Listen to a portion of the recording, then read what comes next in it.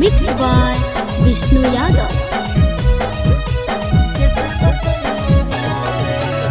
रोजे रोजे पी के बैठार से भातार सखी कैसे बतैयो हे।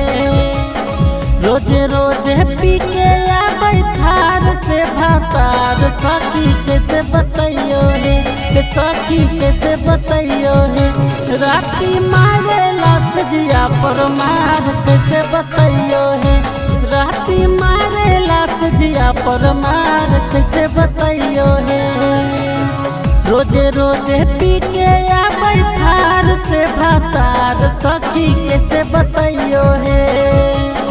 रोजे रोजे पी के बैठार से भातार सखी कैसे बतैयो हे।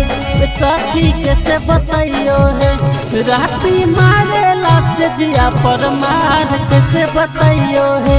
राती मारे लाश जिया पर मार कैसे बतैयो हे। बड़ी प्रियंकर मिल गई है सखी।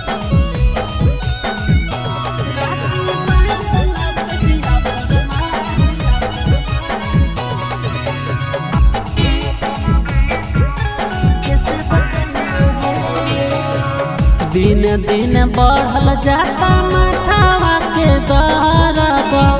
कैसन मिलल सखी हमारा के महरद। हे सखी दिन दिन बढ़ल जाता माथावा के दर्द। कैसन मिलल सखी हमारा के महरद। ये के गलतिया सखी करे ले बार बार कैसे बतैयो हे। ये के गलतिया सखी करे ले बार बार कैसे बतैयो हे। सखी कैसे बतैयो हे। राती मारे लाश जिया पर मार कैसे बतैयो हे। राती मारे लाश जिया पर मार कैसे बतैयो हे। सखी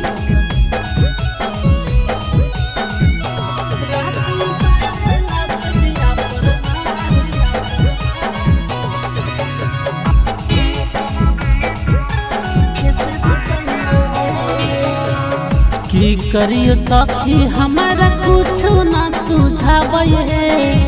पियावानी दहरा के कुछ न बुझावे हे।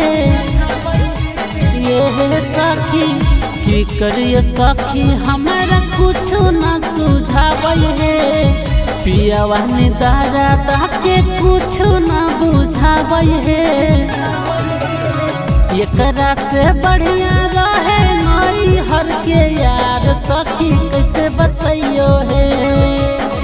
एकरा से बढ़िया रहे नई हर के यार सखी कैसे बतैयो हे। सखी कैसे बतैयो हे। राती मारे लाश जिया पर मार कैसे बतैयो हे। राती मारे लाश जिया पर मार कैसे बतैयो हे। सखी हमर मरद प्रियंकर मिल गए।